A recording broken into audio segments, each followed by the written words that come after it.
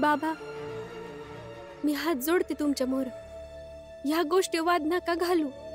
कोण बरोबर आहे आणि कोण चुकीचं, आमचं म्हणणं ऐका आणि हे काम सोडून द्या. हे बघ पुरी, माझं आता आयुष्य किती उरलंय माहित नाही. जोवर जिवंत आहे मला माझा संघर्ष करू दे. जर का माझ्या आयुष्यात संघर्ष लिहिलाय तर मी करणार, नक्कीच करणार. कबीर ना जरी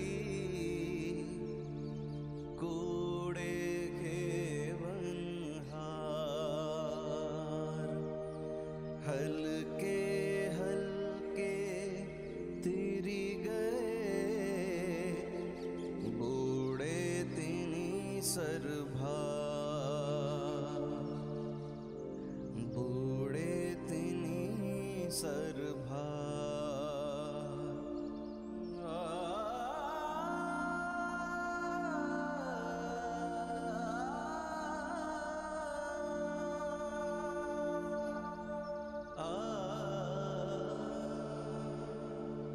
कबीर सीप समंद की रटे पियास पियास, समुदही तिनका करी गिने स्वाति बूंद की आस,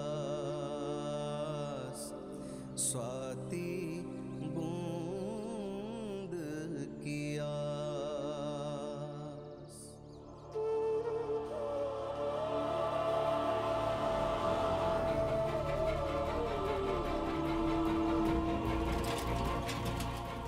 भाऊ,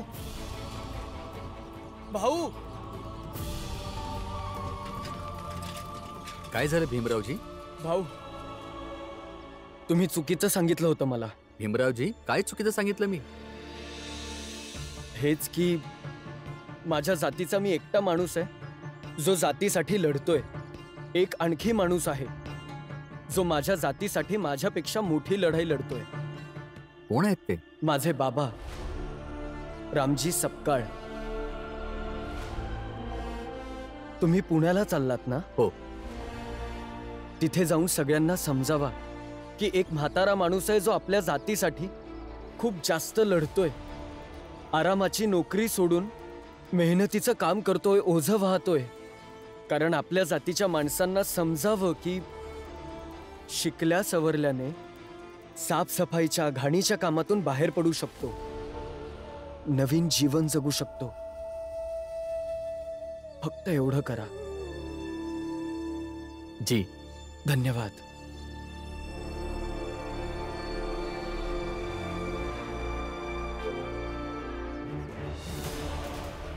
त्याच्या परीक्षेचा अर्धा वेळ तर आम्ही बर्बाद केला.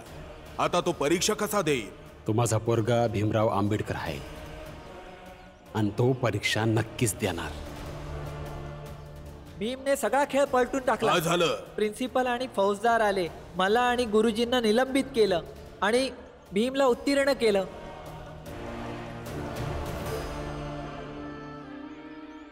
भाऊ, तुम्ही कुठल्या प्रचंड देवला ओळखता का? नाही. ते कोण आहे? हा भीमराव असा नाही थांबणार. याला थांबवण्यासाठी आता आम्हाला सगळ्या हद्दी पार कराव्या लागतील. ऐक रे. हा मालक.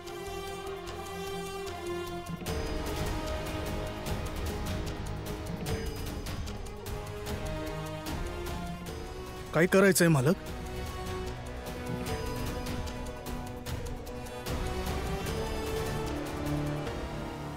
जे जे सांगितलंय बाजारातून खरेदी करून आण. हा. मग आपण त्या भीमच्या चाळीत जाऊ. बरं मालक.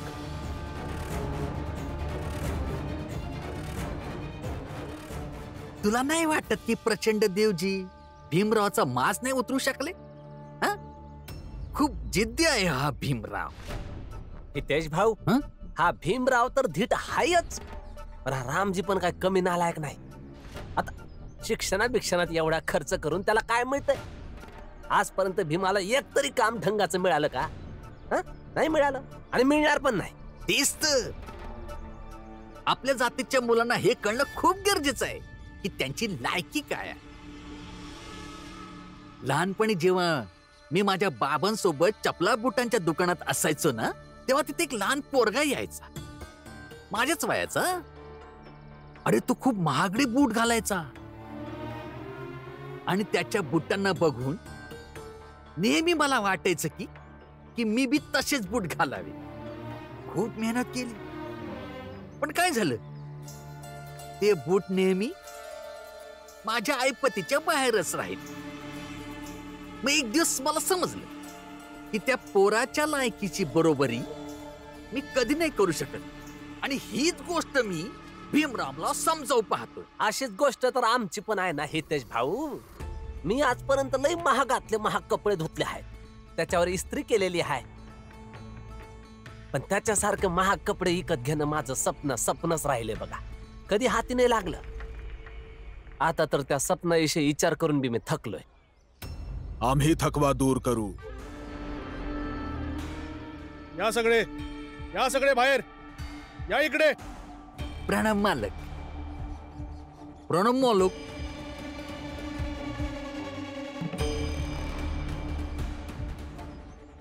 आम्ही तुमच्यासाठी मदिरा घेऊन आलोय.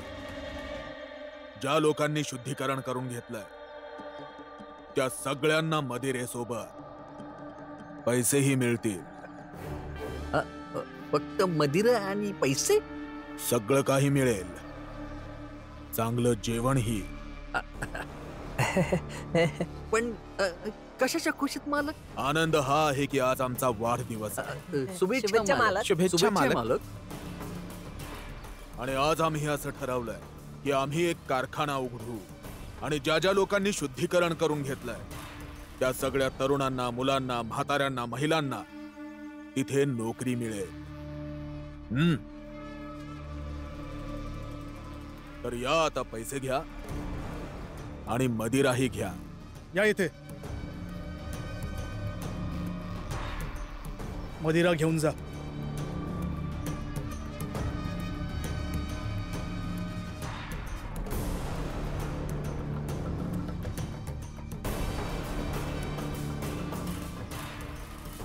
लक्ष्मी, तू नाही घेणार का पैसे? जा लक्ष्मी, तुम्ही पैसे घे. मी करेन प्रचंड देवासोबत यज्ञ. उद्या यज्ञात सुद्धा सामील होईल आणि दीक्षा बी घेईल. ज्याला जे समजायचंय ते समजू देत. बसण्याआधी एक गोष्ट लक्षात ठेवा. एक दिवस असा नक्की येईल जेव्हा तुम्हाला ह्या धर्माच्या नावाखाली रचलेल्या पाखंडाचा बोध होईल. खबरदार, जर तू या पैशांना हातही लावलास तरी आमच्या घराच्या स्वाभिमानाला विकून आणलेस हे पैसे. पाप आणि पुण्यातला फरक माहीत आहे तुला? जर माहीत असतं तर तू तुझ्या पती आणि कुटुंबाच्या विरुद्ध गेली नसतीस. शुद्धीकरण झाल्यावर बी तर तुम्ही हाताला कपडा गुंडाळूनच काम करताय ना, ते बी फुकटचं काम. लक्ष्मी, तू हे शुद्धीकरण करून घेऊन या घराच्या आतच जातीची रेष ओढलीस. हे तू काय करतेस लक्ष्मी? सगळं उद्ध्वस्त झालं. मेलं माझं बाळ पोटातच मेलं. ते सगळं संपलं. आज समजलं की एक बापाचं दुःख काय असतं जेव्हा माझं स्वतःचं मूल गमावलं. आणि गमावलं नाही, तू मारलेस आपल्या बाळाला. लक्ष्मी, उद्या यज्ञात पण सामील होईन आणि दीक्षा बी घेईन. जर तू या पैशांना हात लावलास तर आमच्या घराच्या स्वाभिमानाला विकून आणलेस तू हे हे पैसे. शुद्धीकरण करून घेऊन या घराच्या आतच जातीची रेष ओढलीस. तू मारलायस आपल्या बाळाला. हिच्या पैशाने इलाज करण्यापेक्षा मी मेलेलं बरं. ह्या बाईला शांती मिळूच शकत नाही. तू गुन्हेगार आहेस माझी. तू मारलायस आपल्या बाळाला.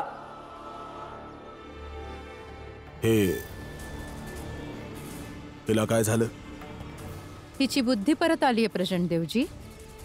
ही मदिरा, पैसा आणि कामाच्या लोभातून लक्ष्मीने स्वतःची सुटका करून घेतलीये. लक्ष्मी, काय झालं? शुद्धीकरण तर झालंय ना तुझं, मग पैसे का नाही घेतलं?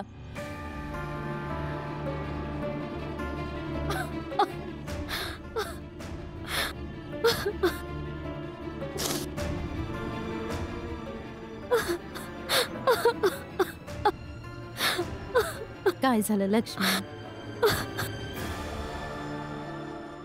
त्या काही बोलल्यात की ते रमा आणि भीम तुला काही बोलले? हा? कोणच काही बोललं नाही जिजाबाई. उशिरा का होईना पण तिला तिची जाणीव झाली आहे. कसली जाणीव होते? हा, कसली जाणीव होते? हीच जर मी त्या लोकांचं म्हणणं ऐकलं नसतं ना तर कदाचित माझं बाळ माझ्या कुशीत असतं.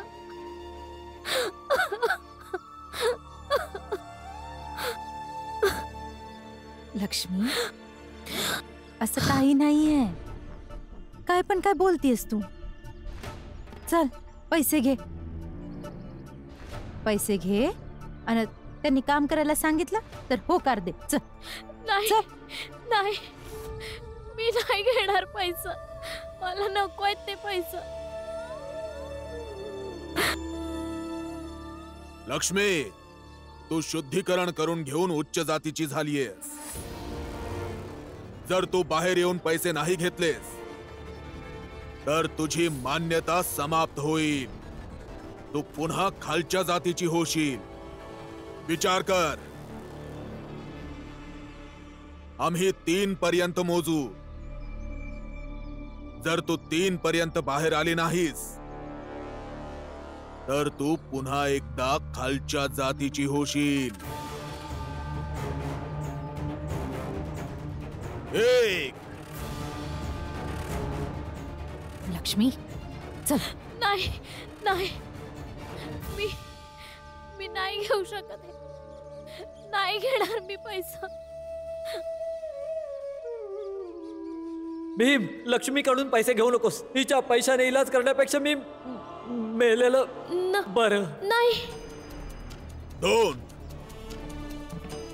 आणि 3.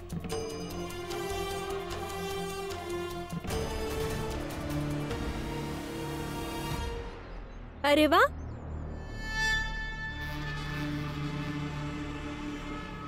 ही तर आनंदाची गोष्ट आहे का लक्ष्मीताई आपल्याकडे परत आल्या.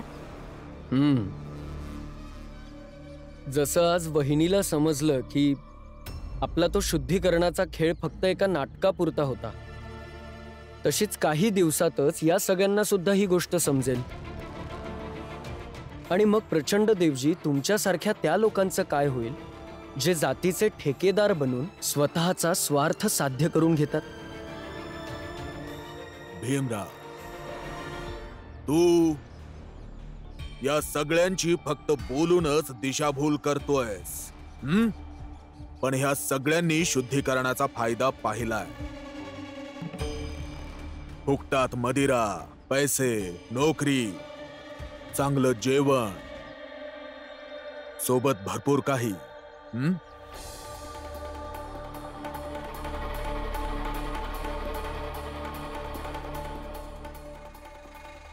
बघ लक्ष्मी, अजूनही काही बिघडलं नाही. चल प्रचंड देवजीकडं आणि पैसे घे आणि कामासाठी होकार दे. चल चल. नाही नाही नाही नाही.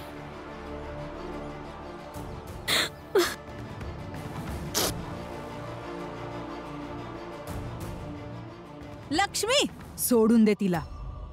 किती पातळी सोडून वागशील तू. इकडे मी तुला एक गोष्ट सांगते. आज बोला तिथूनच. मग ऐक. प्रेम आणि कारस्थान दोन्ही ताकदीचे असतात. दोघांची ताकद अशी असते की नातं तोडू बी शकतात आणि नातं जोडू बी शकतात. प्रेमाची ताकद अशी असते की ती एकदा का नातं जोडलं तर मरेपर्यंत ते नातं तुटत नाही. आणि कारस्थानाची ताकद अशी असते की ते नातं कधी बी तुटू शकतं. लक्ष्मीला कसली तरी जाणीव झाली आहे. सोडून दे, तिच्यावर जबरदस्ती करू नकोस. जर समजू शकतेस तर समज. एवढी समजूतदार तर तू आहेसच. असं आहे ना, एकदा पडली तर ही हाल झाली तुमची, अन परत पडलात तर माहित नाही काय होईल ते. एवढ्या समजूतदार तर तुम्ही आहातच. खूप विचारपूर्वक आम्ही तुझ्याशी काही बोलू इच्छितो. बोला. पण इथे नाही, कुठेतरी बाहेर एकांतात. का? भीमभाऊ का जाणार एकटे? तुम्हाला माझ्याशी अडचण आहे? फक्त माझ्याशी बोला.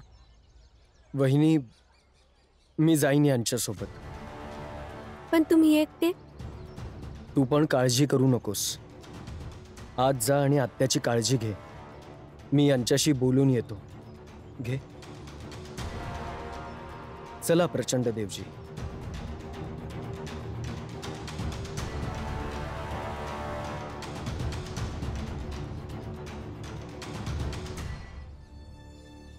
चल. चला.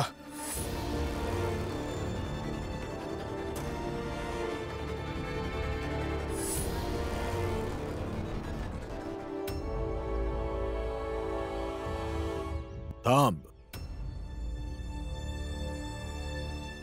भीमराव, मूर्खांसमोर समजूतदारीच्या गप्पा मारल्या नाही पाहिजेत.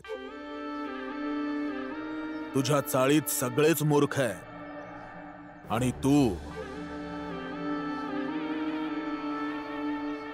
एक वेगळ्याच प्रकारचा मूर्ख आहेस भीमराव. माहितीये का?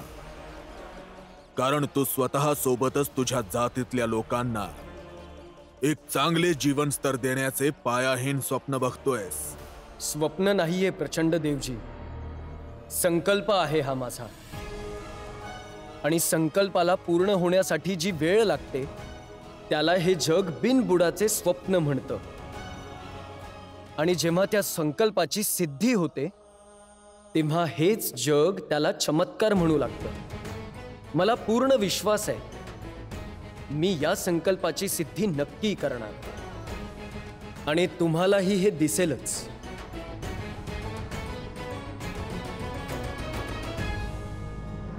असं काहीच होणार नाही असं तुम्हाला वाटतं प्रचंड देवजी? याबद्दल मी वेगळा विचार करतो. माझ्या हिशोबाने इमानदारीने चांगल्या उद्देशासाठी केले गेलेल्या सगळ्या संकल्पाची सिद्धी जरूर होते.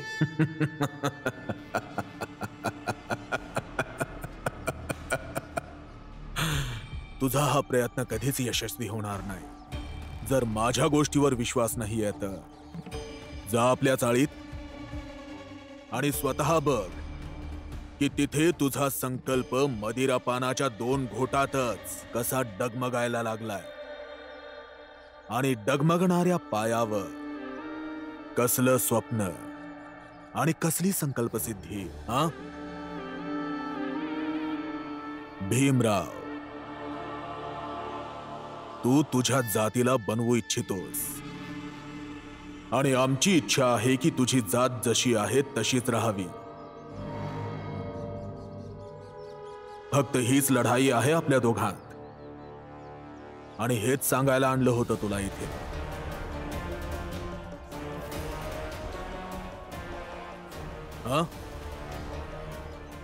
जाऊन तुझा डगमगणारा संकल्प तरी बघ.